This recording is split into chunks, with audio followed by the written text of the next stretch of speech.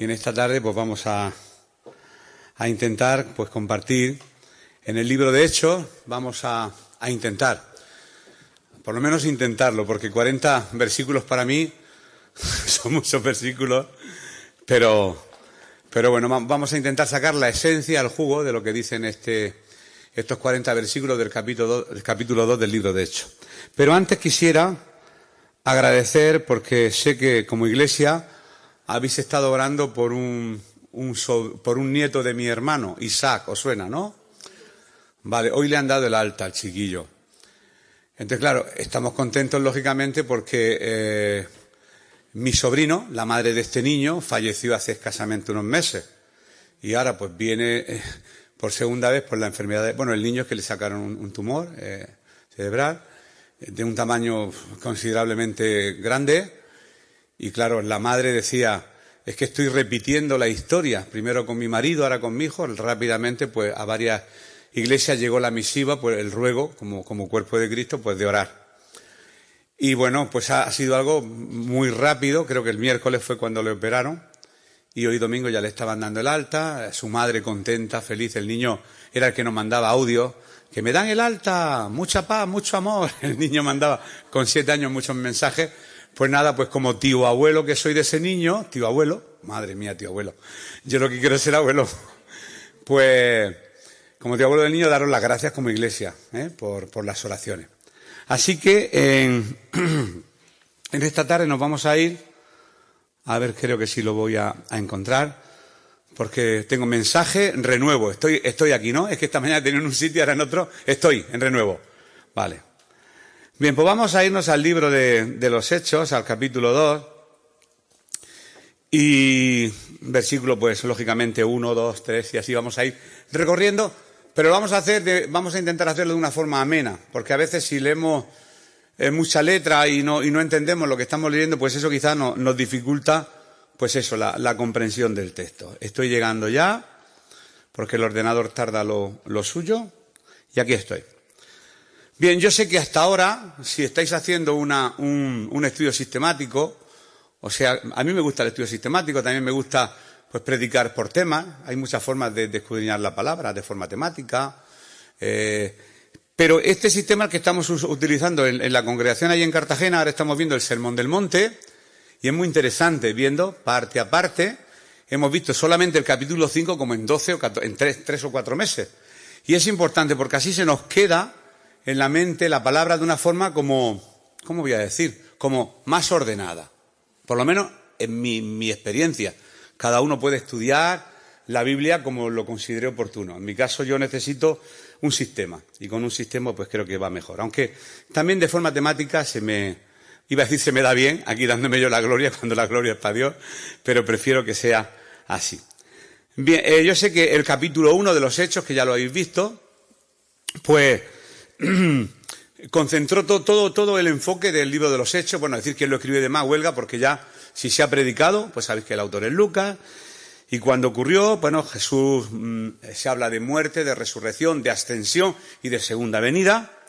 Pero esos son los 4 evangelios. Antes del libro de Hechos ya sabemos que se encuentran Mateo, Marcos, Lucas y Juan. Y cada uno de ellos tiene un final. Por ejemplo, el evangelio de Mateo concluye con la resurrección. El evangelio de Marcos concluye con la ascensión. El evangelio de Lucas, pues concluye con la promesa del Espíritu Santo. Y el evangelio de Juan termina con la promesa de la segunda venida. Y el capítulo 1, y siempre me refiero que me imagino que ya lo habréis visto porque íbamos a empezar el 2, pues reúne precisamente estos 4 acontecimientos. Pues habla de que Jesús lógicamente resucita, se presenta a sus discípulos, a más de 500 testigos vieron su resurrección, y este es el punto central del mensaje, la resurrección de Jesús, que quizá por haber pasado ya 21 siglos o 20 siglos desde que se constituyó la Iglesia cristiana acepta la resurrección de Cristo como algo normal, pero en su tiempo no fue normal. Tú imagínate que Jesús, cuando entra en Jerusalén, hay un lugar ahí en Jerusalén que le llaman el Dominus Flevit, en donde el Señor lloró y dijo, bueno, es necesario que baje ahí, pero al tercer día, bueno, me van a matar y al tercer día voy a resucitar. Tú imagínate que un amigo te dice, oye, es necesario que baje aquí a Murcia, me van a matar, pero no te preocupes que el lunes nos vemos porque voy a resucitar. Eso sería una locura, ¿verdad? Pues eso fue lo que ocurrió. Lo que pasa es que lo hemos espiritualizado tanto todo que ahora nos parece como natural. No, no. El mensaje central del Evangelio se encuentra en la resurrección de Cristo. De hecho, la base de la fe cristiana se encuentra en la resurrección de Cristo. Y este es el mensaje que en el capítulo 2 dará el apóstol Pedro. El capítulo 2, que es el que vamos a desglosar un poquillo en esta tarde, tiene dos partes principales, la venida del Espíritu Santo y el primer sermón que da Pedro y la consecuencia, que eso ya no me toca a mí esa parte, de la cantidad de personas que respondieron al llamado y así arranca la Iglesia el motor. Yo siempre digo cosas que están trilladas porque, claro, tanto tiempo compartiendo uno se repite mucho, pero que la Iglesia desde el primer siglo hasta el XXI, madre mía, ¿verdad? La mente humana, la mente divisoria, los de arriba, los de abajo, los de dentro, los de fuera, los blancos, los negros. Y la tarea del ser humano, dividir y formar grupos y categorizar y coler un cartelico aquí, otro cartelico allá. Y el Señor, R que R, tanto en el Sermón del Monte como en Juan 17, Padre, que sean uno. Y ese versículo lo hemos tachado con tipes de la Biblia porque parece que es una utopía. ¿Uno? ¿Qué uno? Si este piensa A, este piensa B. Y si en esta mañana, como he dicho en la iglesia, nos pusiéramos a hablar de política, nos mataríamos, ¿verdad? A ver, que nadie levante la mano. ¿Quién de izquierda? ¿Quién es de derecha? Y ya nos matamos, que si este, que si el otro. Fijaros, en opiniones de la vida cotidiana, cuanto más en opiniones bíblicas trascendentales y espirituales, como es la palabra del Señor revelada por el Espíritu Santo. No, yo pienso que ese texto se puntualizó por... Yo creo que... Y empezamos a dar nuestras opiniones, a sacar nuestras teologías. La Iglesia ha dado para mucho en estos 20 siglos. Hay cientos de iglesias, muchísimas denominaciones, y es bueno que estudiéis de esta manera o que estudiemos de esta manera la palabra, porque vamos a ir al origen. Y cuando vamos al origen de todo, podemos entender cómo nació la Iglesia. Y que podamos hacer un viaje, si no en el tiempo, porque eso es imposible, eso solamente en la Biblia, Regreso al Futuro, pero si pudiéramos hacerlo de forma así, pensando cómo vivía la Iglesia primitiva, es quizás lo que nos va a motivar a ser creyentes.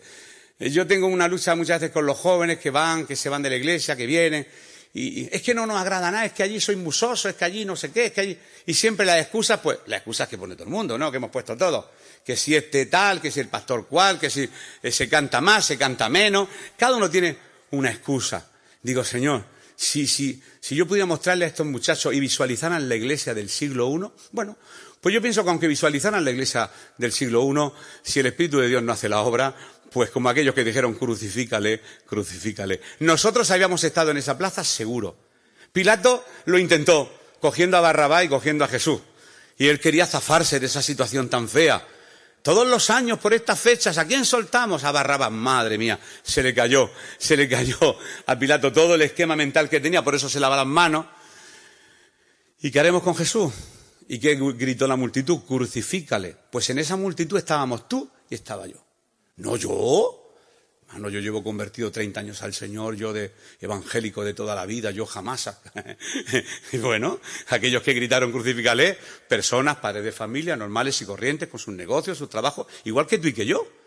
Ni eran más guapos, ni eran más feos, eran seres humanos idénticos. Por eso yo pienso que la labor como creyentes es la de meternos dentro del espíritu de la palabra de Dios. Bien, el libro de los Hechos simplemente es como un puente que yo veo entre los evangelios, bueno, que yo veo que está ahí, y las cartas, tanto las cartas paulinas como las cartas generales y demás. Vamos a entrar de lleno en el capítulo 2, en el versículo 1, pero antes deciros que este capítulo se divide en dos partes. Al primero le he llamado la venida del Espíritu Santo y a la segunda parte, a partir del versículo 13, el primer sermón pronunciado por el apóstol Pedro. Vamos a la parte primera, parte A. Aquí yo lo tengo como parte A. La venida del Espíritu Santo. Cuando llegó el día de Pentecostés, versículo 1, estaban todos unánimes juntos. Unanimidad, estar juntos, vale, en armonía. 120 personas porque se le había dado promesa que esperaran en Jerusalén, que de allí no se movieran hasta que llegara el día de Pentecostés. Pero cuando llegó el día de Pentecostés nos hemos confundido y pensamos, cuando llegó el día de San Juan, se encendió la hoguera. O cuando llegó el día de San... No era un día que se llamaba de Pentecostés. Lógicamente, tenemos que adentrarnos dentro de la cultura judía y de las fiestas, lógicamente la mayoría bíblicas, como la Pascua, la fiesta de las primicias, el Pentecostés, estaban prácticamente todas, bueno, juntas, dilatadas en el tiempo, pero juntas. para poder entender por qué Jesús precisamente, por qué el Espíritu Santo de Dios desciende justo en el día de Pentecostés. Todo esto tiene una explicación muy bíblica. A veces buscamos explicaciones sensoriales que apelen a los sentidos, y el Señor, como sabe que somos muy humanos y necesitamos sentir, pues lo tuvo en cuenta. Y el Espíritu Santo vino a través de dos sentidos, de la vista y del oído, que lo vamos a ver ahora en breve. Repito, cuando llegó el día de Pentecostés estaban todos unánimes juntos. Todos sabemos, me imagino que se habrá dicho, la fiesta de Pentecostés se celebraba 50 días, 50 penta, la palabra penta, ¿os suena? Los músicos, pentagrama, 5 líneas, penta, 5 en griego, Pentecostés, 50 días después de la fiesta de las primicias o primeros frutos. Y esta fiesta nos habla de forma simbólica de la resurrección de Cristo. Por eso el mensaje central de Pedro cuando predica en este tiempo es precisamente la resurrección de Jesucristo. De hecho, en 1 Corintios capítulo 15 y versículo 23 dice la palabra: pero cada uno en su debido orden. Cristo, las primicias. Luego, los que son de Cristo, en su venida. La Pascua nos hablaba de la muerte de Cristo. En Cartagena, no sé si aquí en Murcia, hay una costumbre que está... Bueno, nos equivocamos. Cuando llega Semana Santa o Navidad. ¡Felices Pascuas! Pero, y eso está mal dicho, que lo sepáis. Porque la Pascua no es eso, la Pascua, el Pesaj, como dicen los judíos, es precisamente la salida del pueblo de Israel desde Egipto, desde la opresión faraónica, satánica, hasta la tierra prometida con el caudillo Moisés, hasta que llegaron allí a la Canaán. Y que hubo sacrificios de corderos para poder manchar los dinteles para que el espíritu de la muerte no entrara en los hogares. De la misma manera, nuestras vidas están regadas con la sangre del cordero para que el enemigo no nos dañe. Los judíos hacían muchos sacrificios, pero constantemente tenían que hacer sacrificios para que su pecado, a través de aquel animal que se sacrificaba, saliera por la sangre. Pero el último sacrificio fue el que hizo Jesús por ti y por mí en la cruz del Calvario. Y dijo aquellas maravillosas palabras de consumado es. No vais a poder añadir nada a este evangelio, porque ya está completamente consumado. Si en la Pascua se cumple la muerte de Cristo y en la fiesta de las primicias se cumple su resurrección, en la fiesta de Pentecostés, cuando llegó el día de Pentecostés, en la fiesta de Pentecostés se cumple el nacimiento de la Iglesia.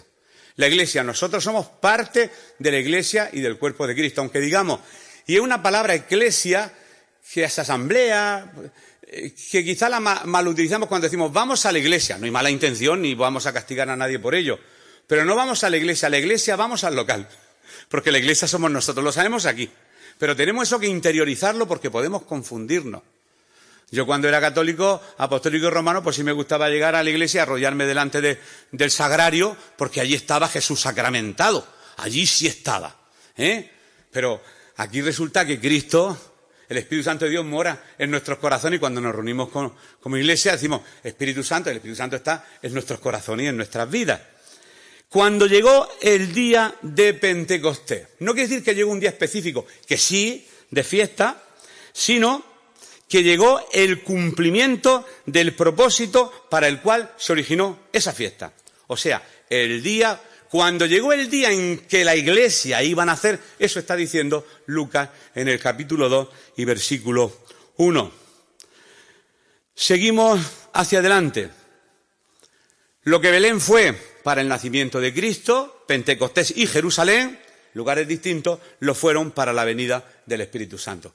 Hay preguntas, yo me imagino que Noemí también la hará a los niños, ahí ella está en el colegio, yo en el instituto, enseñando la asignatura esta de religión evangélica. Y los niños ya desde primero de la ESO tienen que saber que Jesús nace en Belén, que se cría en Nazaret y que muere en Jerusalén. Y después con un mapita ellos tienen que señalar dónde están esos lugares. La Iglesia yo pienso que también necesitamos conocer estos pequeños detalles porque son muy, muy interesantes. Yo creo que el ser humano es trino, cuerpo, alma y espíritu, alma y cuerpo, como lo define el apóstol. ¿Por qué? Porque el Señor hace una limpieza de dentro hacia afuera, nunca de fuera hacia adentro. Cuerpo, alma y espíritu. Yo recuerdo que quizás cada uno tiene sus características. Cuando me convertí apelaba más a un evangelio almático, que es el evangelio basado en las sensaciones. En las sensaciones. En el alma están las emociones, la inteligencia y la voluntad.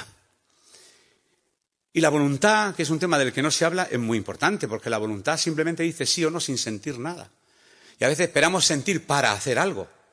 Por eso, menos mal que el libro de los Hechos se llama Hechos de los Apóstoles, no dichos, sino hechos. Y qué importante que la Iglesia no viva de dichos, sería bueno, no, sino de hechos, de acción. Es un libro de muchísima acción. De hecho, vemos el nacimiento de la Iglesia, el levantamiento de Pablo, el llamamiento de Pablo, y cómo la Iglesia se extiende por todo el Mediterráneo, el Imperio Romano. Fue de una forma muy estratégica, porque había un solo idioma, era el helené, el griego, de aquella época, el koiné, y el Evangelio pudo extenderse como la pólvora. Llegó hasta aquí, hasta España, Italia y toda la zona del Mediterráneo. Así que el Espíritu Santo, podemos decir con este primer versículo, y me quedan 39, que comenzó a hacer una obra en el día de Pentecostés. El Espíritu Santo comenzó a hacer una obra en el día de Pentecostés. Versículo 2. De repente vino del cielo un estruendo como de un viento recio que soplaba, el cual llenó toda la casa donde estaban. Un estruendo es un ruido fuerte, no es una melodía, es un ruido fuerte. No era un viento, como de un viento. Cuando leamos la palabra como, la partícula es una comparación, como. Como decir, tus ojos son como aceitunillas negras. Tus ojos no son aceitunas ni olivas, son ojos. Pues, como de un viento. Como, no era viento, como de un viento recio que soplaba. El cual llenó toda la casa donde estaban. No vino de forma visible, lo sabemos. Se dio a conocer, como he dicho antes, de forma sensorial, de dos formas. A través del oído, estruendo, y a través de la vista, porque después nos habla de lengua como de fuego. Tampoco dice que sea fuego, como de fuego, parecidas al fuego. Es una comparación. Bueno, ahí no puedo meterme porque no tendría tiempo de ninguna de las maneras. Por medio del oído recibieron los 120 que estaban ellos esperando la promesa, un ruido, un viento recio.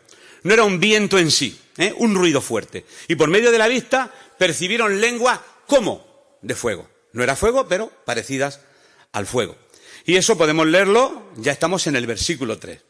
Y se les aparecieron lenguas repartidas como de fuego, asentándose sobre cada uno de ellos.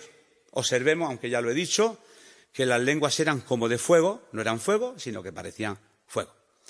Y esto no se tiene que confundir para nada con el bautismo de fuego. Si los hombres no reciben el bautismo del Espíritu Santo, entonces tendrán que experimentar el bautismo del fuego, que significa juicio. Lógicamente, el que convence de pecado es el Espíritu Santo. Yo tenía una gran confusión con esto cuando leía: toda blasfemia será perdonada, excepto la blasfemia contra el Espíritu Santo. Y aquello me condenaba. Me condenaba muchísimo porque no entendía. Y cuando no se entiende la palabra, nos podemos confundir, incluso podemos condenarnos. Hasta que entendí que si quien me convence de pecado es el Espíritu Santo, y yo blasfemo, rechazo al único que me puede convencer, pues lógicamente no me puedo salvar. Eso es de cajón. Esa es la blasfemia contra el Espíritu Santo. El único que no tiene perdón, no hay solución. Si se rechaza al único que puede convencerte de pecado, no hay salvación. Así que, por tanto, si los hombres y las mujeres no recibimos el bautismo del Espíritu Santo, tendrás que experimentar el bautismo de fuego, que significa el juicio. Bueno, hay muchos textos, pero no voy a leerlos. El bautismo de fuego es solo para aquellos que han rechazado a Jesucristo. Porque sabemos que la fe viene también por el oír, pero no por oír el Quijote, por oír la palabra de Dios. El oír de cualquier cosa, no, por el oír. Qué bonito que la fe viene por los sentidos. ¿Os dais cuenta? Por el oído. Esto siempre lo digo y lo simbolizo con cositas. Y dice, ¿y si estás sordo? Pues por la vista, no te preocupes. Si estás ciego, no te preocupes, por braille. O sea, el Señor las tiene todo inventadas. El caso es que la palabra del Señor penetre, ¿verdad? Y cuando la palabra del Señor penetra, entonces ¿a quién apela? A las emociones. Hay gente que se convierte con mucho fuego, ¿verdad? A la inteligencia. Muchos apelan más al intelecto. Oye, qué palabra más maravillosa, bien estructurada según el punto A, B y C. Has hecho un pedazo de exégesis y de hermenéutica y de homilética. Ese lenguaje ya... Está bien. Yo también estudié en un seminario, ¿eh? No penséis que no. Pero quiero decir... Y te apela al intelecto, a otros le apelan a las emociones, pero la voluntad parece que está aparcada y la voluntad es la que dice sí, no, sin sentir nada. Y cuando decimos que sí al Señor es cuando atraviesa la puerta del cuerpo por los 5 sentidos, la puerta del alma por la voluntad, llega y se produce el nuevo nacimiento. De la misma manera que el esperma llega hasta el óvulo y no sabemos cómo ni qué, pero hay un nuevo ser. Somos nuevas criaturas en Cristo porque hemos nacido de nuevo. Porque el ADN que iba en el germen de la palabra del Señor ha hecho su efecto dentro de nuestras vidas. Todos fueron llenos del Espíritu Santo, versículo 4, y comenzaron a hablar en otras lenguas, según el Espíritu les daba que hablaran. No vamos a discutir el tema lenguas, ni es mi intención. Glosolalia, en este caso concreto, eran idiomas. Y eso lo sabe todos los seminarios evangélicos del planeta Tierra. Así que aquí no vamos a discutirlo. Este versículo dice que ellos fueron llenos del Espíritu Santo. Bien. Y estando juntos, sigo leyendo hacia el 5, les ordenó... perdón, me he equivocado. Y estando juntos les ordenó, no salgáis... Es en el capítulo 1 de Hechos, versículos 4 y 5, es que me he confundido porque tengo el 4 arriba y el 4 abajo. Esto era una promesa que tenían que recibirla. Y la promesa del capítulo 1, que ya la habréis escuchado, y estando juntos les ordenó Jesús, no salgáis de Jerusalén, sino esperad la promesa del Padre, la cual oísteis de mí, porque Juan ciertamente bautizó con agua, pero vosotros seréis bautizados con el Espíritu Santo dentro de no muchos días. Así que el hecho de que fueron llenos del Espíritu Santo indica que todos los otros ministerios, si fueron llenos del Espíritu Santo, vamos a ver, si tú dices, yo tengo a Jesús en mi vida, pues si tienes a Jesús en tu vida, los frutos del Espíritu Santo, que están en Cristo, son amor, gozo, paz, paciencia, benignidad, bondad, fe, mansedumbre y templanza o autocontrol. Tienen que estar en ti. Está clarísimo. Si está dentro de ti, está Jesús con todos sus atributos. Si el Espíritu Santo mora dentro de nosotros, está con todo lo que Él es. 1. En primer lugar, si el Espíritu Santo está dentro de ti, dentro de mí, has tenido que ser regenerado. Regenerar quiere decir volver a generar. Generar viene de genética. Es decir, volver a hacer nuevas todas las cosas. Aquella conversación que tuvo Jesús con Nicodemo en Juan 3. Os es necesario nacer de nuevo. Y el pobre Nicodemo no se enteraba. ¿Cómo yo, siendo mayor, ahora de nuevo retroceder? Como la película de la historia de Jeremías Button, que habla de eso, nacer al revés. Es imposible volver de nuevo al vientre de mi madre. En Juan 3:5, Jesús dice, respondió Jesús, de cierto te digo que el que no naciere de agua y del Espíritu no puede entrar en el reino de los cielos. Por lo tanto, si el Espíritu Santo, cuando llenó a estos primeros discípulos, está en tu vida, lógicamente tu vida tiene que ser regenerada, porque tenemos que nacer espiritualmente. Otro atributo que recibimos del Espíritu Santo, la palabra atributo quiere decir cualidad de un ser. Dios es bueno, eso es un atributo, es la cualidad de Dios. Dios es omnisciente, eso es otro atributo. Atributo, cualidad de un ser. Y cuando el Espíritu Santo está en tu vida, está con todas las consecuencias. No ahora lo tengo a nivel 10, a nivel 8, eso apela mucho a las emociones. O a nivel 4. Tú tienes que amar a papá y a mamá, te encuentres bien o te encuentres mal. ¿O va a depender el amor a Dios de tus emociones? Pues estaríamos apañados. No es así. En segundo lugar, el Espíritu de Dios viene a morar en ellos. Romanos 8:9. Pero vosotros no vivís según la carne, sino según el Espíritu. Si es que el Espíritu de Dios mora en vosotros. Y si alguno no tiene el Espíritu de Cristo, no es de Él. Si alguno no tiene el Espíritu de Cristo, no es de Cristo. Tercer lugar, fueron sellados en aquel día por el Espíritu Santo. ¿Para qué? Para una relación eterna con Dios. Efesios 4:30. Cada una de las cualidades del Espíritu las voy a ilustrar, con un versículo. Y no contristéis al Espíritu Santo de Dios, con el cual fuisteis sellados, no escrito, lo escrito se puede borrar, sellados para el día de la redención. Fuisteis sellados para el día de la redención. Y en cuarto y último lugar, fueron bautizados en el Espíritu Santo. Entonces,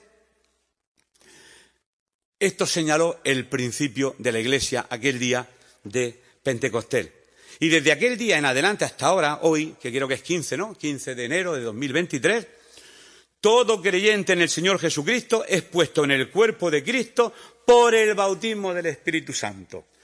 Repito, desde aquel día en adelante, todo creyente en el Señor Jesucristo es puesto en el cuerpo de Cristo por el bautismo del Espíritu Santo. Tal como dijo Pablo en la primera carta a los Corintios, capítulo 12, versículo 13, porque por un solo espíritu fuimos todos bautizados en un cuerpo, tanto judíos como griegos, tanto esclavos como libres, y a todos se nos dio a beber de un mismo espíritu. Así que la plenitud del Espíritu Santo tuvo lugar en el día de Pentecostés. Llenura para algo. Dios te llena para algo, para el servicio cristiano. De hecho, la palabra dice, no recuerdo el versículo, creo que es en Efesios, no os embriaguéis con vino, en lo cual hay disolución, antes bien sed llenos, sed no de tener sed de agua, sed del verbo ser, sed, imperativo, orden, debes por obligación ser lleno del Espíritu Santo. Esto es una orden que da el Señor en su palabra. Y después que fueron llenos del Espíritu Santo, dice el versículo 4, que lo hemos leído, comenzaron a hablar en otras lenguas según el Espíritu les daba que hablaran. No eran lenguas desconocidas.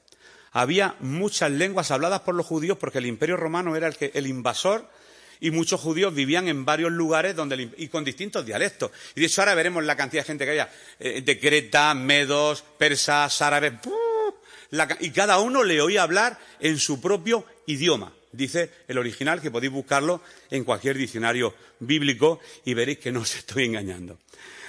Había muchas lenguas habladas por los judíos en todas las provincias del Imperio Romano. Muchas. ¿A qué venían? Pues los judíos venían porque tenían de las 3 fiestas principales que cumplir al mínimo, una de ellas. Y Jerusalén estaba llena de gente en aquel entonces y muchos no sabían hablar hebreo. Pero los galileos, los discípulos, los 120 que estaban en el aposento alto, su idioma era el hebreo. Sin embargo, cada uno oía hablar en su propio idioma las maravillas de Dios. Quiere decir, yo soy árabe, pues yo lo oía en árabe. Y si yo era medo, en medo. Y si yo era persa, en persa. No sé cómo eran aquellos idiomas antiguos. Lo vi el otro día en YouTube, han reconstruido unos filólogos, cómo sonarían los idiomas, si tenéis curiosidad. Es interesante. Cómo sonaba el egipcio del siglo tal. Lo ponéis y escucháis unos idiomas tremendos. Y cómo sonaría el griego del Nuevo Testamento. Y cómo sonaría el hebreo. Y tenéis casi todos los sonidos de los idiomas antiguos, lo tenéis ahí en las redes. Ahora está todo en la red. Como yo siempre digo, en el santo Google. Seguimos. Dice, según el Espíritu les daba que hablasen, porque eran de Galilea. Y ellos no sabían hablar otro idioma. Y el Espíritu les dio la capacidad de hablarlos. Y ahora seguimos en el versículo 5. Vivían entonces en Jerusalén judíos piadosos de todas las naciones bajo el cielo conocido. Esto sería otro tema a tratar. Habían llegado de todas partes para participar en la fiesta del Pentecostés. Y ese era el motivo por el cual se encontraban en Jerusalén. Y seguimos hacia el versículo 3 y vamos a ir rápido. Al oír este estruendo, se juntó la multitud. Claro, oyes un ruido y en un lugar determinado se dice, se comenta, se rumorea, y algunos comentaristas dicen que estaría cerca del templo, ahí en el monte de Sión, cerca del templo de Jerusalén. Al oír este estruendo se juntó la multitud y estaban confusos porque cada uno los oía hablar en su propia lengua. ¿Cómo es posible? Estas personas aquí hablando y este ruido, estas lenguas como de fuego, y yo lo que oigo son no oigo cualquier cosa, estoy escuchando las maravillas de Dios en mi propio idioma. Es una maravilla cuando llegamos a un país extranjero y encontramos un español, qué alegría da eso. ¿Verdad? Los que habéis viajado al extranjero, nosotros fuimos a Centro Europa y decían, yo en estos sitios hablaba en español, mi hija me reñía, muchacho, ¿qué haces? Yo decía, buenos días. Muchacha, que estamos en Hungría. Digo, yo qué sé cómo se dice en húngaro buenos días. No tenía ni idea. Y en uno de los viajes a Jerusalén recuerdo que no sabía decirle ni siquiera en el hotel que cambiaran las toallas porque no tenía ni idea y se habla hebreo e inglés. Si no hablas inglés, no viajes, por favor. O te vas con alguien que te traduzca. Yo me habría llevado estos 120 unos cuantos conmigo. Y estoy seguro que me habían interpretado todas las lenguas. Daros cuenta que en Europa tenemos un gran problema. Saltamos 600 kilómetros y on parle français. Saltamos 500 más y parla italiano. Y te va un poco más allá y se habla alemán. Guten Morgen. Aquí, cada 500 kilómetros tenemos un idioma distinto. La cantidad de idiomas. Y claro, hay muchos que dicen, quiero ser misionero. Pero el Señor te va a mandar a Alemania cuando aprenda alemán, ¿sabes? No es que yo siento del Señor. Tú puedes sentir lo que tú quieras, pero tú tienes que estudiar alemán. Irte a la academia, buenos días, guten Morgen, buenas noches, guten Nacht, y aprender a contar y después te va a Alemania y dice, Cristo vive, lo dice en alemán, que no sé ni cómo se dice. En francés sí, pero en alemán no. Es el único idioma que hablo así, no del todo bien, pero es el francés. Seguimos hacia adelante. Ahora los que se juntaron estaban confundidos. ¿Por qué? Porque no solamente hablaban en el idioma de su país, sino que también cada persona oía su propio dialecto. Madre mía, dialecto. Un dialecto no es un idioma. A los valencianos no les gusta decir que no tienen idioma, que es un dialecto del catalán. No habrá aquí ningún valenciano, ¿no? No, hay alguno. A ver si metió la pata, ¿no? Vale. Bueno, pues aún en los dialectos personales de cada una de las lenguas, el Espíritu Santo llegaba allí. Porque el Señor no tiene barreras, ni aún siquiera las idiomáticas, en este caso. Estaban atónitos y admirados diciendo, mirad, no son galileos. Espérate que estoy leyendo para deciros, en los versículos del 7 al 11, ¿vale? Ahí estoy ya. Estaban atónitos y admirados diciendo, mirad, ¿no son galileos todos estos que hablan?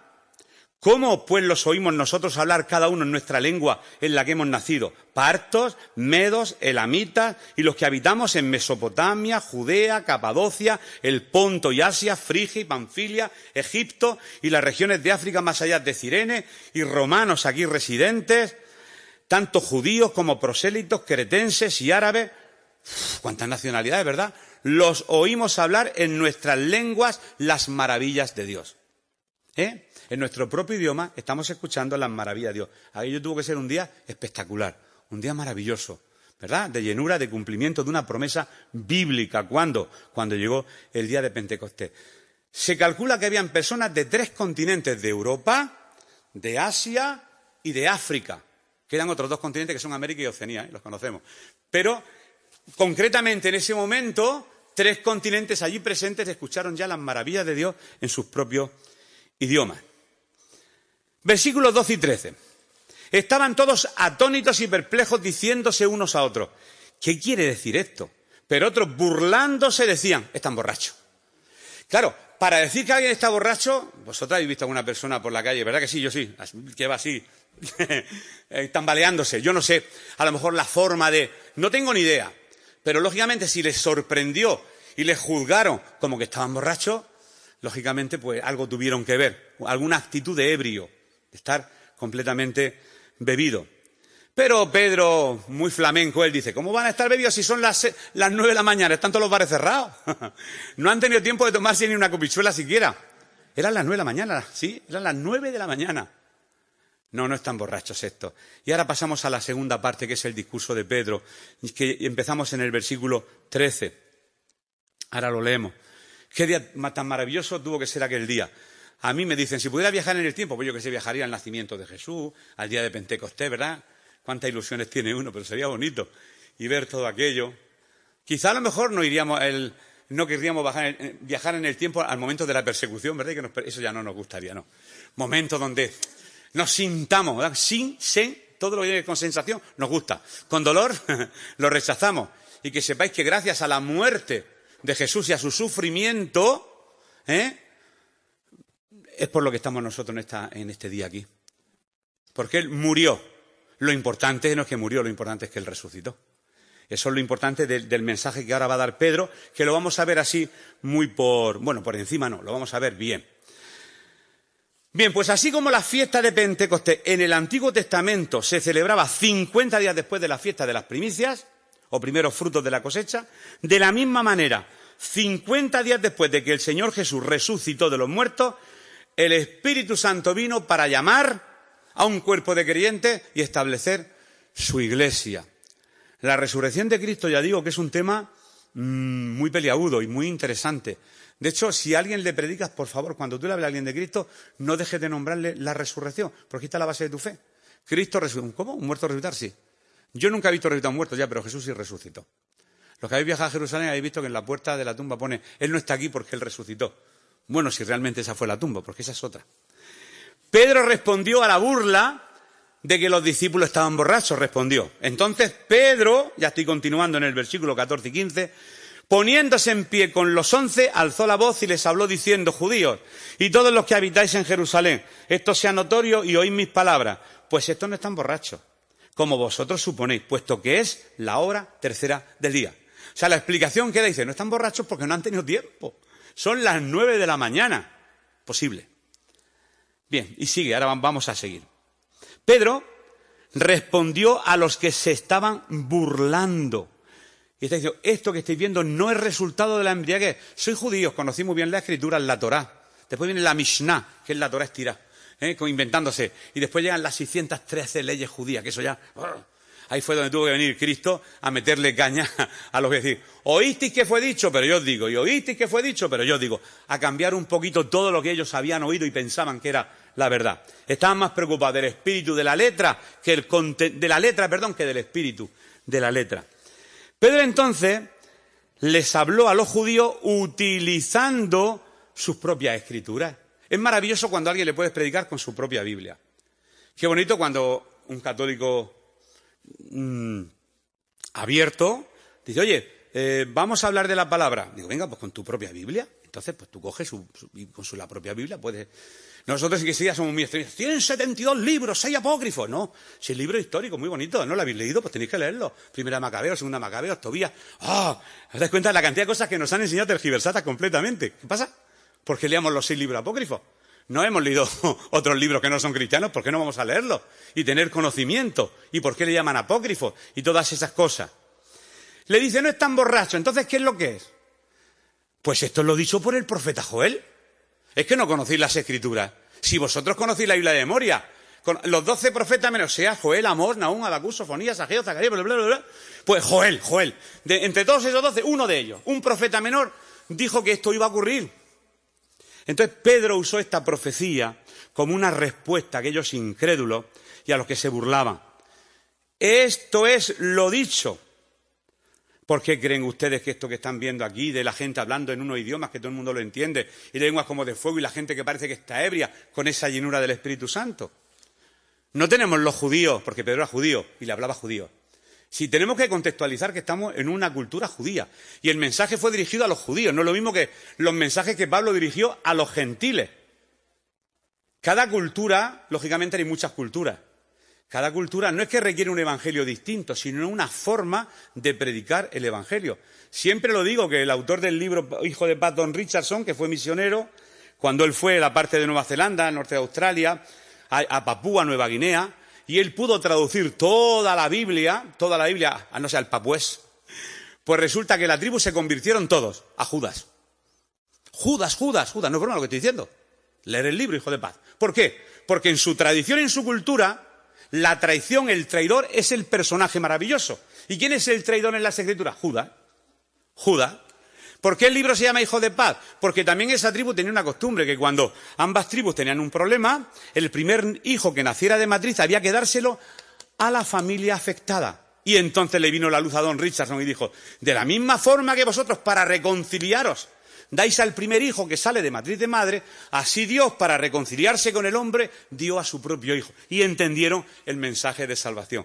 Cada cultura tiene un mensaje distinto, pero en este contexto Pedro estaba hablando única y exclusivamente con judíos, y por eso tiene que citarle las Escrituras. Quizá para nosotros se pueda hacer pesado, este mensaje se pueda hacer pesado porque es un mensaje muy judío, en el sentido de que apela a muchos versículos de la Biblia, a las profecías mesiánicas, de las cuales vamos a hablar en breve. Sigo en los versículos 17 al 21, dice así la palabra. En los postreros días, dice Dios, derramaré de mi espíritu sobre toda carne, y vuestros hijos y vuestras hijas profetizarán. Vuestros jóvenes verán visiones y vuestros ancianos soñarán sueños. Y de cierto sobre mis siervos y sobre mis siervas, en aquellos días derramaré de mi espíritu y profetizarán. Y daré prodigios arriba en el cielo y señales abajo en la tierra, sangre, fuego y vapor de humo. El sol se convertirá en tinieblas y la luna en sangre, antes que venga el día del Señor grande y glorioso. Y todo aquel que invoque el nombre del Señor será salvo. Pero eso no ocurrió el día de Pentecostés. Ni el sol se volvió sangre, ni la luna, ni prodigios. No. Vamos a entender lo que quería decir en este caso el apóstol Pedro.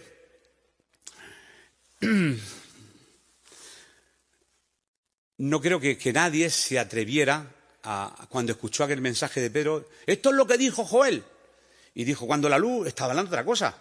Y entonces, ¿cómo metió ahí ese versículo? Yo, hoy, recomponiendo, no, porque está diciendo, si el profeta Joel dijo que en los últimos tiempos el Espíritu será derramado y acontecerán, lógicamente habló de un tiempo dilatado, no habló de un día concreto.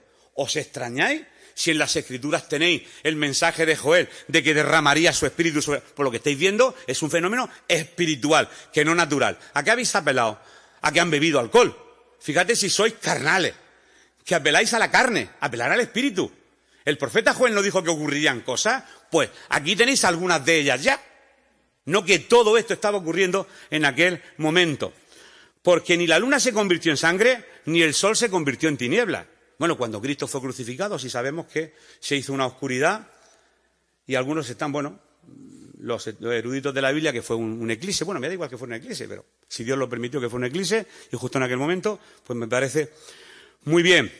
Simón Pedro le citó este pasaje de Joel a estos burlones para mostrarles que el derramamiento del Espíritu de Dios no les debía haber resultado extraño. ¿Por qué? Porque el profeta Joel ya lo había predicho. Lógicamente las Escrituras la torcieron mucho. ¿Oísteis que fue dicho? Y oísteis que fue dicho, no amarás, no recuerdo lo que he predicado en la otra iglesia, sí. Habla sobre el amor a los enemigos. Oísteis que fue dicho, amarás y odiarás a tus enemigos, no sé, algo así. Y la Biblia en ningún sitio dice eso, en ningún sitio. Oísteis a los antiguos, y cuando está hablando de los antiguos está hablando de la palabra de Dios. Está hablando de la tergiversación de la palabra del Señor. Porque cuando Jesús sana a aquel hombre que tenía la mano así muy tiesa, ¿qué es lo que le dijeron? Yo, ¿sabes cuando leí aquel versículo que Jesús sanaba a la gente? Y la gente se metía, ¿cómo se te ocurre sanar en sábado? Yo decía, Dios mío, si yo veo un milagro me tiro de rodillas. Digo, tú eres el Cristo, me voy contigo para el cielo. Porque estaban tan llenos de letra. La gente legalista, prohibido porque en el artículo 3/4 de la Ley Orgánica del Estado, hay gente que vive así, vive con normas, vive impregnado de normas y no pueden vivir una vida feliz con tanta norma. Las normas son buenas, como he dicho esta mañana, pero no vivir solamente. Y el pueblo judío está muy lleno, por eso estaban ciegos y no veían. Pero la predicación sigue su curso y por fin el Espíritu Santo que había sido derramado también les convence a ellos de pecado y aquel día se añadieron miles de personas. Recordemos que estaba hablando a gente que conocía el Antiguo Testamento. Y ahora vamos a llegar al tema de la predicación de Pedro en los siguientes versículos. Estoy ahora por el versículo 22. Y después voy a leer el 22, 23 y 24. Israelitas, judíos, oíd estas palabras. Jesús Nazareno, varón aprobado por Dios entre vosotros, con las maravillas, prodigios y señales que Dios hizo entre vosotros por medio de él, como vosotros mismos sabéis, sigo, a este entregado por el determinado consejo y anticipado conocimiento de Dios, prendisteis y matasteis por manos de inicuos, crucificándolo. Y Dios lo levantó, sueltos los dolores de la muerte, por cuanto era imposible que fuera retenido por ella. ¿Cómo que es imposible que Jesús fuera retenido por la muerte? Se ha quitado los que estamos de aquí a 100 años estos calvos. Porque Jesús tenía doble naturaleza, humana y divina. Ese Jesús que se cansaba en el mar de Galilea y se dormía, se pegaba una siesta, el pobre que se levantaba a las 6 de la mañana a orar con el Padre. Pero ese mismo Jesús que dormía a la siesta porque se cansaba, tenía el poder de levantarse sobre el barco y decir, viento, cállate. Y el viento le obedecía, porque era el creador de los cielos, de la tierra, del viento y de la tempestad. Ese es el Jesús del que está hablando aquí Pedro. Un Jesús que es Dios. Y lógicamente Dios no puede morir porque Dios es eterno. Suelto todo el poder de la muerte. Cristo resucitó. Y vosotros fuisteis los culpables. Y estaba hablando. A los judíos le estaba culpabilizando de la muerte de Jesús. Porque aquí he hecho yo una pregunta. ¿Quién fue el responsable de la crucifixión de Cristo? Muchos dicen los romanos. Otros dicen los judíos. Pues tenemos que saberlo ya a esta altura. ¿Quién fue responsable de la crucifixión de Cristo? Se le aplicó la pena de muerte que había en aquel entonces, que era la crucifixión. Lógicamente yo siempre digo que no fue así, que si Cristo hubiera venido, yo qué sé, pues a Francia en el siglo XVII, pues le habría matado en la guillotina, ¿no? Pues, claro. Y en lugar de llevar una cruz, llevaría a la gente una guillotina. Porque lo que llevamos es un instrumento de tortura que también se ha generado, que está bien, yo no estoy contra las cruces. Estoy diciendo para que veamos lo que es la simbología. La simbología es muy interesante entenderla. ¿Quién fue responsable? Mirad quién fue. Las autoridades religiosas fueron las que iniciaron el movimiento contra Jesús. Persuadieron a la multitud e incitaron al gobierno romano y se salieron con la suya. Bueno, se salieron con la suya, no. Dios se salió con la suya porque estaba profetizado que esto tenía que ocurrir. dais cuenta? No se salieron. Ellos estaban haciendo con su mala intención cumplir la voluntad perfecta de Dios. Pero vamos a venir al siglo XXI y deciros, hermanos, que todos los que estamos aquí en esta noche, todos somos responsables. ¿Sabéis por qué? Porque fue por tus pecados y por los míos, por lo que Él murió. Yo no estaba allí en Jerusalén, yo ni había nacido. Aquellos que gritaron son los culpables, no, todos, porque Él murió por los pecados de la humanidad. No de la humanidad existente en el siglo cero, por los pecados de toda la humanidad. Por el gozo puesto delante de Él, menospreció lo propio. Y eso puesto delante de Él, eras tú y era yo. Y por eso se dejó matar, por amor a los que estaban y a los que habían de venir después. Y los que habían de venir después en el siglo XXI éramos nosotros. Que escuchamos el Evangelio de cualquier forma. Yo no sé cómo lo escuchó cada uno, pero si cada uno salierais uno a uno tendríais un testimonio completamente distinto. Pues yo estaba en el trabajo y un amigo me dijo, pues yo resulta que... Y cada uno tiene una forma de explicar cómo tuvo un primer encuentro con el Evangelio de Jesucristo. Sigo. Pedro se dirigió a hombres que estaban implicados directamente en el complot de la crucifixión, porque le dice, prendisteis y matasteis vosotros, eso lo añado yo, por mano de vosotros, que sois unos inicuos. ¿Cómo? Crucificándole. Pero esta no fue la parte más importante del mensaje. La parte más importante del mensaje, como he dicho desde el principio, es esta parte del versículo que hemos leído, y Dios lo levantó suelto en los dolores de la muerte. Pedro aquí predicó la resurrección de Jesucristo. Y este fue el primer sermón de... Fijar a que los cristianos que estáis aquí, que tenéis a lo mejor 20, 30, 40 años de conversión, ¿cuántos mensajes habéis escuchado? ¡Wow! Madre mía, ¿verdad? ¿Cuántas iglesias hemos ido? ¡Wow! ¿De cuántas denominaciones? Yo todas, las denominaciones. Y otra más. A mí me da igual, no tengo ningún problema. Escuchar y escuchar y escuchar y escuchar. Y hemos escuchado muchísimos sermones. Pero es importante analizar el primer sermón que fue, aunque iba dirigido concretamente, como he dicho, al pueblo judío, pero el centro, el corazón, la molla de este mensaje se encontraba en que a este Cristo Dios lo levantó suelto en los dolores de la muerte. Pedro predicó la resurrección de Jesucristo. Y fue el primer sermón en la era de la Iglesia, el principio. Así que si alguien te preguntara cuál fue el tema del primer sermón, no digas que fue la profecía de Joel. El tema principal del primer mensaje fue la resurrección del Señor Jesucristo. ¿Creer que un muerto resucita? Es que date cuenta que ha pasado tanto tiempo que lo tenemos interiorizado que es así. Pero en aquel momento... Y daros cuenta que hubieron más de 500 personas que le vieron resucitado. Hoy en día puede haber un complot en las redes sociales y muchas falsas noticias y tenemos muchos medios de comunicación, pero aquel entonces 500 personas que vivían en distintos lugares se iban a poner de acuerdo para decir yo lo he visto, 500 locos. Alguien me dijo, sí, pues como la Virgen de Lourdes o como la... Claro, lógicamente contra un argumento y un contraargumento. El que no quiere creer, lógicamente siempre le va a buscar 7 patas al gato. Pero el tema de la resurrección es un tema que no es algo así etéreo, que lo queremos porque somos muy cristianicos. Es que es demostrable. Es que es demostrable y es razonable. ¿Para qué tenemos la cabeza? ¿Para llevar sombrero? No, también para pensar. Se puede razonar. Y podemos ir a las costumbres judías, ver cómo era la guardia romana, los soldados que estaban compuestos, cómo se selló la tumba, con el sello de Roma, si se rompía, muerte para los soldados. Si analizamos la historia y lo llevamos a un juicio normal y corriente con fiscal, con abogado y con juez, veredicto, Cristo resucitó. Es que pensamos, y nos da miedo hablar, ay, es que la gente se va a reír del Evangelio. No. Si es que tenemos datos más que suficientes, hombre, para demostrar. Tú no vas a demostrar, nunca vas a apelar a la inteligencia, sobre todo de un científico, que Cristo resucitó de entre los muertos. Eso no se lo cree nadie. Nadie que no quiera creérselo, claro. ¿Y tú por qué te lo crees? Bueno, yo es que lo decidí. Bueno, pues investiga un poquito más, porque es bueno saber por qué. ¿Y sabes lo que tiene que ver mucho en la resurrección de Cristo? Que conozcamos la profecía mesiánica. Porque Pedro, hablando, cita un salmo. El Salmo 16, que no lo vamos a leer ahora.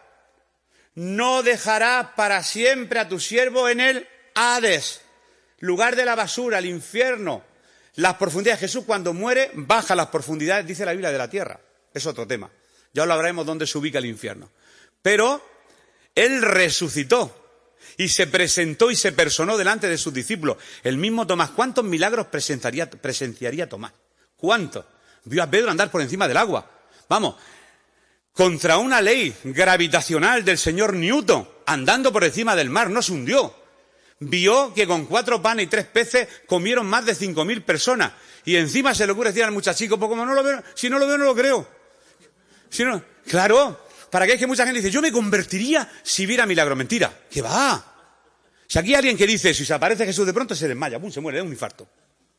¡Ay, creo en ti! No. ¿Sabéis por qué? Porque el único camino a la creencia no es ver ni sentir, es arrepentimiento. Es dar media vuelta. La conversión quiere decir metanoia, cambio de forma de pensar, cambio de cosmovisión, cambio de ver, de ver la vida, de ver la vida. El concepto del perdón no tiene que ver nada con el concepto del amor no tiene que ver nada con el que nosotros pensamos. Nosotros el concepto del amor tenemos el eros o el filios o el estorge, pero el agape bíblico, ese es el que... Esta mañana lo decía y lo repito aquí, que el diálogo más maravilloso entre Pedro y Jesús, literalmente Jesús a Pedro, Pedro agape, fileo. Por segunda vez, Pedro agape, fileo. Ese nivel de amor, el amor agape, es el amor que tiene una madre y es capaz de dar su vida por su hijo. O como decía esta mañana, un soldado que se tira encima de una bomba para que no te explote a ti, que eres su compañero, y muere en lugar de... Ese es el amor máximo. Y ese es el amor que Dios ha derramado en nosotros. Y nosotros lo diluimos con nuestra carne y sacamos un amor eros, un amor filial y un amor estorge. El amor estorge, que no aparece en la Biblia, es el amor de la gente que tiene por su apellido, por su comunidad. Yo soy de la familia de los López. Quien me toque a mi familia, me corre la sangre por las venas. Ese tipo de amor existe en el griego. Pero el amor de Dios es el amor ágape, la máxima expresión de amor. Seguimos leyendo. No sé cuánto tiempo me queda. ¿Cuánto tiempo? ¿5 o 10 minutos? Versículos del 25 al 28. Pues David dice de él, veía al Señor siempre delante de mí porque está a mi diestra. No seré conmovido, por lo cual mi corazón se alegró y se gozó mi lengua. Y aún mi carne descansará en esperanza, porque no dejarás mi alma en el Hades, ni permitirás que tu santo vea corrupción. Me hiciste conocer los caminos de la vida. Me llenarás, de gozo con tu presencia. Ahí seguía citando el Salmo y estaba interpretando el Salmo por el poder del Espíritu Santo que había sido derramado. Alguien que lee el Salmo sin una revelación no puede entender que el Salmo está hablando de que Jesús resucitaría de entre los muertos. Y hay gente que incluso lo rebate. Pues no rebatan nada. Si te lo está diciendo el apóstol Pedro, que por revelación te lo está interpretando en el capítulo 2, por revelación del Espíritu Santo. Ahí lo tienes. La interpretación fue dada por Simón Pedro, quien estaba lleno del Espíritu Santo. Por eso en el versículo 19 sigue diciendo, hermanos, se os puede decir libremente del patriarca David que murió y fue sepultado. Y su sepulcro está con nosotros hasta el día de hoy. Por lo menos, si viaja a Jerusalén, la tumba de David te dicen está aquí. Yo no sé si será la tumba de David, yo la he visto, la tumba de David. Está allí, en Jerusalén, podéis verla, ¿vale? Pero la tumba de Jesús está vacía. Qué casualidad que las religiones más importantes del mundo, que es el budismo, Buda está en su tumba. El judaísmo, Abraham, está en la suya. ¿Cuál me queda? ¿Qué me deja alguna? El Islam, Mahoma, la tumba. Islam, judaísmo, igual me falta. Y budismo. Pero resulta que el cristianismo, el autor del cristianismo, su tumba no hay cadáver. ¡Qué casualidad! Y qué casualidad. Es que yo cuando rebato esto con los profesores le digo, alguien me dijo, sí, es que vosotros los de religión, es que la religión tenían que sacarla. Mira, me pongo malísimo cuando me dicen eso. Y claro, a lo mejor es que pienso en el sueldo. No lo sé en lo que pienso. Si me echan de... Pues imagínate. Pero tengo argumentos para rebatirle y cuando ven que tenemos argumentos se ponen... Digo, pero ¿cómo vaya a echar la religión? Si el mundo entero está impregnado de religión, la cultura, las esculturas, la pintura, la música, aleluya, aleluya, gente. Anda, la religión se encuentra en todas partes. ¿Cómo vais a echarnos de los institutos? La religión se enseña en las casas, ¿verdad que muchos pensáis así? No pelearos conmigo, ¿vale? Como soy profesor de religión, tengo que defenderlo, tenéis que entenderlo. Que un sueldecico todos los meses, ¿eh? Bueno, sigo para adelante, no quiero bromear. Seguimos. Versículos 30 y 31, ya sí estamos terminando. Pero siendo profeta y sabiendo que con juramento Dios le había jurado que de su descendencia en cuanto a la carne levantaría al Cristo para que se sentara en su trono, viéndolo antes habló de la resurrección de Cristo, que su alma no fue dejada en el Hades, ni su carne vio corrupción. Literalmente le estaba diciendo, porque esto suena muy, no empalagoso, porque la palabra no es empalagosa. Está diciendo que el profeta David hace 1000 años, sí, desde entonces, 1000 años atrás, en el Salmo estaba escribiendo, estaba hablando de Jesús, profecía mesiánica. ¿Sabéis lo que es la profecía mesiánica? Que años antes de que ocurrieran ciertos aspectos de la vida de Cristo ya estaba escrito. Mira, estaba escrito que fuera vendido por 30 monedas. Está escrito en Isaías 7:14, otra profecía mesiánica. He aquí la Virgen concebirá y dará a luz un hijo. Estaba predicho hasta que no le iban a quebrar los huesos, y eso como lo sabía el salmista. Resulta que cuando van a los dos malhechores y a Cristo, la costumbre era, porque tenían que incorporarse para respirar. Y cuando estaban 2 o 3 días crucificados, mandaba el pretor a decir, oye, matar a los que están y quebrar las piernas. Pero cuando llegaron a Jesús, como le vieron muerto, el que iba con el marro a partir, quieto, está muerto, no le partan las piernas. Eso ya estaba escrito 1000 años antes. No sería ningún hueso quebrado. Pues hay cientos de profecías de ese tipo. Y lo que estaba apelando precisamente Pedro, para no alargarme en esta noche, es profecía y profecía. Todo esto que estáis leyendo es precisamente eso, que ese Cristo realmente era el Cristo, el Mesías, y que realmente murió y realmente resucitó, y un día volverá. Así que necesitáis arrepentiros. Y tenéis que recibir al Espíritu Santo, y tenéis que bautizaros en agua, y tenéis que nacer de nuevo. Ese es el mensaje poderoso que está diciéndole Pedro a estos judíos. Voy a seguir para adelante para no estar mucho tiempo. Vale. En el versículo 32 dice, a este Jesús resucitó Dios, de lo cual todos nosotros somos testigos. Mira, si los discípulos realmente estaban mintiendo, estaban locos. Porque estaban arriesgando su vida, sabían que lo iban a matar. Yo no defiendo una mentira y me arriesgo a que me maten. ¿Cómo se atreven a decir que lo vieron después de muerto? Esto es increíble, lo vio María, lo vio Tomás, lo vieron más de 500 personas, los que iban camino de Maús, que no se dieron cuenta, fíjate la ceguera que tenían, que por el camino dicen gente, es que no habían farolas y no le veían bien la cara. ¿Y por qué le conocieron en el partimiento del pan? Argumentos sobre esto hay muchos. Porque cuando hizo así con el pan, la gente le vio la llaga, dijeron, oh, tú eres el Cristo. No tengo ni idea. Hay muchas interpretaciones al respecto. Pero la realidad es que la Biblia dice que más de 500 testigos vieron a Cristo resucitado. Y este era el mensaje de Pedro. Ese era el mensaje. Quizá no lo escuchamos en las predicaciones. A mí se me olvida muchas veces hablar de la resurrección. Pero creo que es un tema interesante si queremos que el Espíritu Santo toque. No es que sea una palabrica mágica, no estoy diciendo eso. Pero que el mensaje hay que darlo completo. Sigo. 33 al 35. Ya nos quedan 5 versículos. ¿Has visto? Ya estamos más cerca del 40 que cuando empezamos. Así que exaltado por la diestra de Dios y habiendo recibido del Padre la promesa del Espíritu Santo, ha derramado esto que vosotros veis y oís. Esto que habéis visto hoy en el día de Pentecostés lo ha derramado.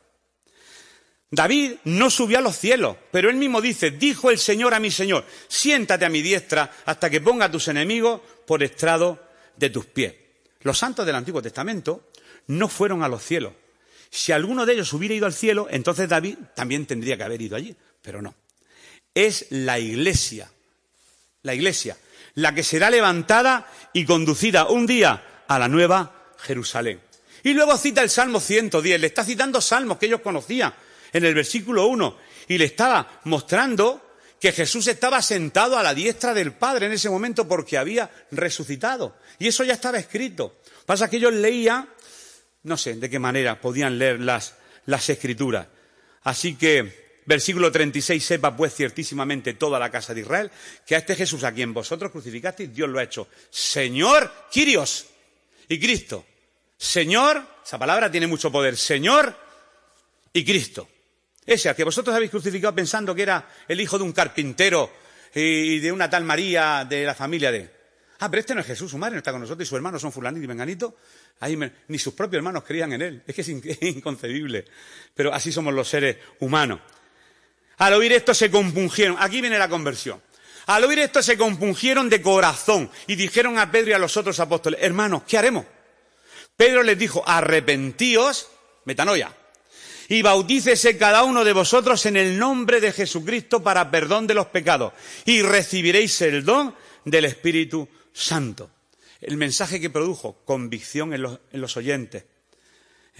Aquí tenemos gente que tenía las escrituras del Antiguo Testamento, que habían oído el mensaje y conocían de las profecías, pero no le habían sabido aplicar ninguna profecía a Jesús.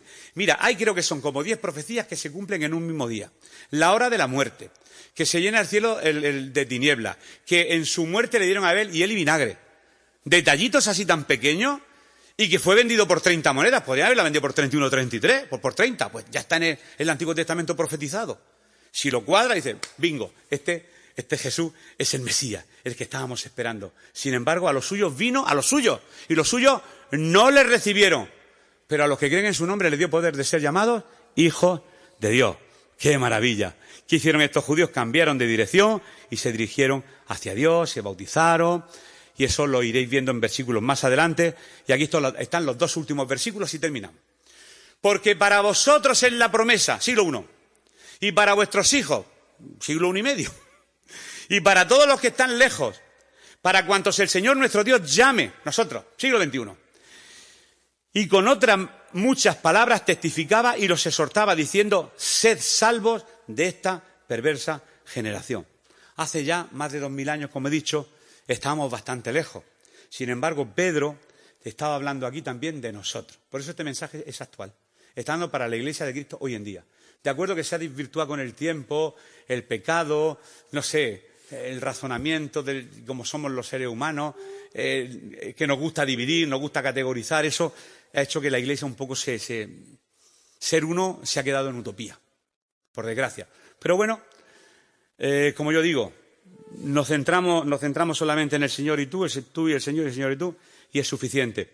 Nosotros somos esa Iglesia, queridos hermanos de aquí, de la Iglesia Renuevo, que nació hace 2000 años y que sigue activa aquí, en Murcia, en Cartagena, en el planeta. Que siempre hablemos del Jesús resucitado, pues gracias a su resurrección se nos dio la promesa del Espíritu Santo que hoy mora en cada uno de vosotros, de los que estáis aquí, en el día de Pentecostés. Y ya no tengo más versículos. Hasta aquí la palabra del Señor. Es un sprint, ¿eh? Porque de verdad estoy sudando, no sé si por el aire, estoy chorreando de sudor. Pero bueno, es interesante conocer el nacimiento de... Hay muchísimos detalles de los que podríamos hablar, pero tendremos tiempo si Dios lo permite. Para junio, ¿no? Cuando Dios lo permita.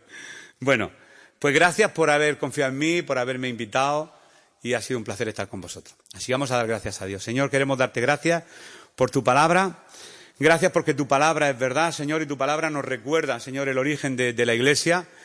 Gracias porque un día pudimos conocerte, escuchamos tu palabra, y tu Espíritu Santo nos convenció de pecado y nos salvó y nos redimió. Y gracias porque queremos aprovechar bien el tiempo, porque los días son malos en este siglo.